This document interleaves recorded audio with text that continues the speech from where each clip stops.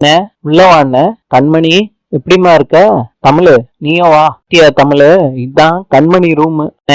ஓ மேலையும் அண்ணி மேலையும் செம கோவத்துல இருக்க. என்ன கண்மணி சொல்ற? கோவத்துல இருக்கியா? கோவப்படுற அளவுக்கு உங்க அண்ணன் என்ன பண்ணாரு? கல்யாணம் ஆகி 80 நாள் ஆச்சு. இப்பதான் என் ரூமே உங்க கண்ணுக்கு தெரியுதா?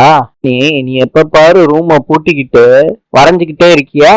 அதனாலதான் உன்னை தொந்தரவு பண்ண வேணான்னு நானும் அண்ணியும் வரல. சரிண்ணே, இப்ப எந்த விஷயமா என்ன பார்க்க வந்திருக்கீங்க? நீயே சொல்லிட்டியேம்மா. அதான் தமிழுக்கு உன் ரூம சுத்தி காட்டலான்னு வந்தேன். கண்மணிக்கு படம் வரையறன்னா உசுறு. இந்த அம்மா தான் இந்த ரூம் முழுக்க படம் வரைஞ்சு வச்சிருக்காங்க. இப்ப கண்மணி வரைகிற படத்தை எல்லாம் நாங்க எக்ஸிபிஷன்ல வைப்போம். அதுல வர காசை டொனேஷனா முதியோர் இல்லத்துக்கு கொடுத்துருவா. பண்றது பெரிய விஷயங்க. ஏதோ என்னால முடிஞ்சது. என்ன இதுக்கு முன்னாடி 7-8 லட்சம் டொனேஷனா கொடுத்துருப்பியா? மொத்தம் 12 லட்சம்னு. தமிழு எவ்வளவு காசு கொடுத்துருக்கான்னு நினைச்சா ரொம்ப பெருமையா இருக்குங்க. தேங்க்ஸ் அண்ணி. உங்ககிட்ட முக்கியமான விஷயம் பேசுறதுக்காண்டி தான் வந்தேன். என்னென்ன எங்கெல்லாம் போறேனோ உனக்கு பிடிச்ச மாதிரி மாப்பிள்ள கிடைப்பானான்னு தேடிக்கிட்டு தான் இருக்கேன். சீக்கிரமே ஒரு ராஜகுமாரனை பார்த்து உனக்கு அண்ணன் ஜாம்னு கல்யாணம் பண்ணி வைக்கிறேன் சொல்லதான் இப்ப வந்தியாக்க. ஆமா, இப்ப கல்யாணம் ஆயிருச்சு. அடுத்து உனக்கு ஆக போகுது இல்ல. யாரும் இத பத்தி யோசிக்கலையேன்னு நீ நினைச்சிடக்கூடாது பாரு. அதனாலதான் கண்ணு சொன்னேன். எல்லாரும் என்னைய பத்தி தான் யோசிக்கிறீங்கன்னு எனக்கு நல்லா தெரியும்னு. அதனால நான் ஏதாவது நினைச்சுப்பேன்னு நீங்க கவலையே பட வேணாம். கண்ணு, நாங்க கிளம்புறோம். உன்னைய தொந்தரவு பண்ணுன்னு விரும்பல. முதல்ல என் ரூமுக்கு 2 பேரும் சேர்ந்து வந்திருக்கீங்க. நீங்க 2 பேரும் சேர்ந்து நில்லுங்க. நான் உங்களை படம் வரைஞ்சு கொடுக்குறேன். என் ஞாபகமா வச்சுக்கோங்க. உனக்கு ஓகேவா? அப்படியே வரைஞ்சிருவா கண்மணி. எங்க நிக்கிறது கண்ணு? அங்க நில்லுங்கண்ணே. ஓகேவா? ஓகேண்ணே, அப்படியே நில்லுங்க.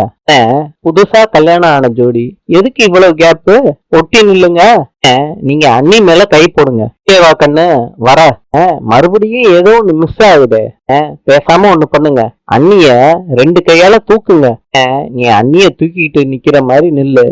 படம் வரைஞ்சிடுறேன். எல்லாம் வேணாம். ஏன் அண்ணி எனக்காண்டி பண்ண மாட்டீங்களா? என்ன உங்களை தூக்க கூடாதா என்ன? அண்ணிய தூக்கு. உன்னால தூக்க முடியுமா முடியாதா? அண்ணி இப்ப பாக்குறப்பதான் இப்படி.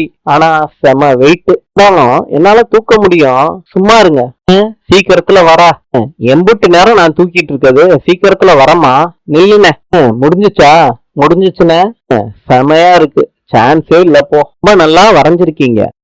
ஹோட்டல் நல்லா நடக்குது. தமிழ் போன் பண்றாங்க பாண்டிக்கு. சொல்லுத்தா, எங்கப்பா இருக்கீங்க? எல்லாரும் ஹோட்டல்ல தாமா இருக்கோம்.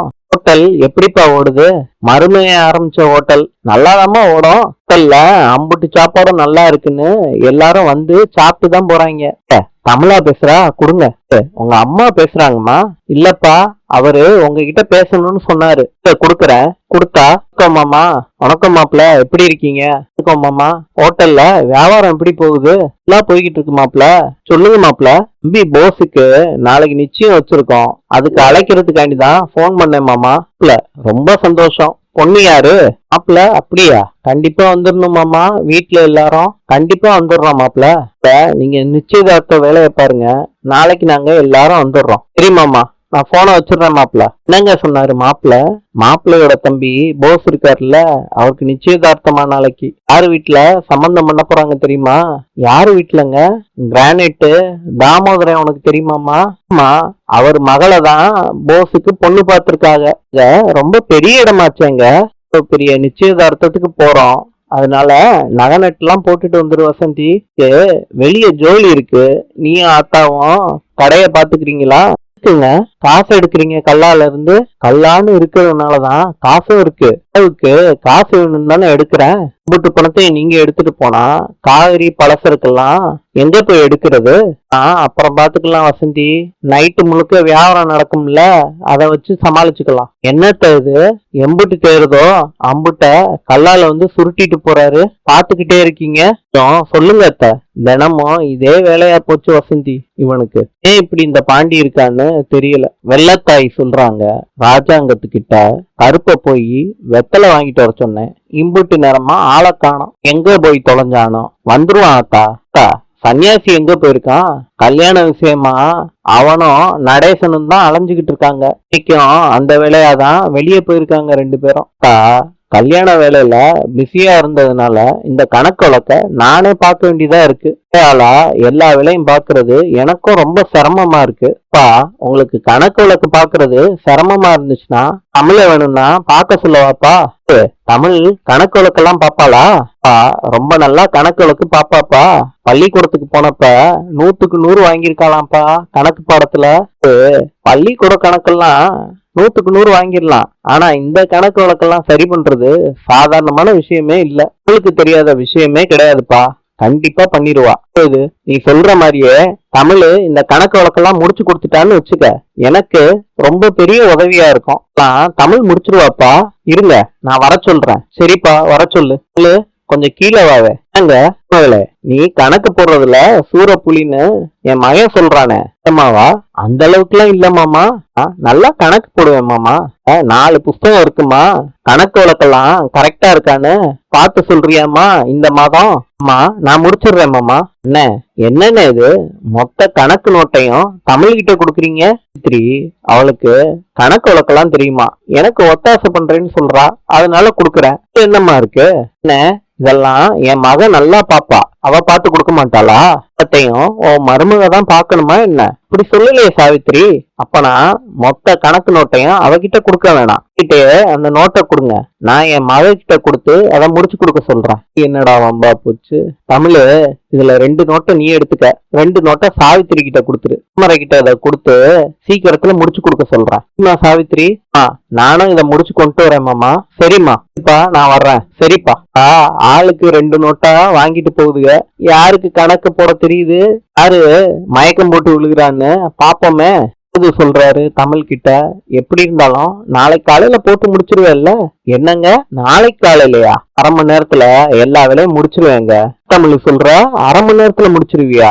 ஆமாங்க, சாதாரணமான கணக்கு, நான் முடிச்சிருவேன். கணக்க பாக்குறதுக்கு ஒண்ணு வச்சிருப்பாங்களே கால்குலேட்டர், அதை எடுத்துட்டு வரவா? அதெல்லாம் வேண்டாங்க. கால்குலேட்டர் இல்லாம எப்படி கணக்கு போடுவ? அதெல்லாம் முடியுங்க. இல்லாம கணக்கு போடு பாப்போம். என்னங்க என்னைய செக் பண்றீங்களா? நானே நினைச்சாலும் என்னால செக் பண்ண முடியாது. ஏங்க? ஏன்னா எனக்கு கணக்கு போட வராது. சரி தமிழ் நீ கணக்கு பாரு. என்னங்க பேனா வேணுமே, நான் எடுத்துட்டு வரேன். தமிழ் என்னங்க முடிச்சிட்டேன். அதுக்குள்ளயா? ஆமாங்க. தமிழ் அப்பா கிட்ட கொடுத்துருவோம் வா. நீ கொடுக்குறாங்க காஃபி மாமாவுக்கு. இந்தாங்க காஃபி எடுத்துக்கோங்க. தலையதான் போடல, காப்பியாவது குடிப்போம். பருப்பு எங்க போய் தொலைஞ்சான்னு தெரியலையே. என்ன செய்யுது? என்னம்மா கணக்கு நோட்டை வாங்கிட்டு போயிட்டு உடனே திரும்பி வந்துட்டா? கணக்கு போட வரலையா? அதான் அப்பவே சொன்னேன், பள்ளிக்கூடம் கணக்கு வேற, இந்த கணக்கு வேறன்னு. குடுமா பரவாயில்ல, நானே கணக்கு பண்ணிக்கிறேன். தமிழ் எல்லா கணக்கையும் முடிச்சிட்டாப்பா. என்னப்பா சொல்ற? முடிஞ்சிருச்சுன்னு சொல்ற? கால்குலேட்டர் இல்லாமையே மனக்கணக்குலயே எல்லாத்தையும் போட்டு முடிச்சிட்டா. கணக்கு நோட்டை உங்ககிட்ட கொடுத்துட்டு போலாமேன்னு வந்தோம். அந்த நோட்டை கொடு, எல்லாம் சரியா இருக்கான்னு பாக்குறேன். எல்லாத்தையும் நாளைக்கு சாயங்காலம் தான் முடிச்சு கொண்டு போய் கொடுப்பேன்னு நினைச்சேன். இன்னைக்கே முடிச்சிட்டியேம்மா. நீ பயங்கர தர்மசாலிமா. இன்று கனடாவின் நாணயம் $. நாளை சந்திப்போம்.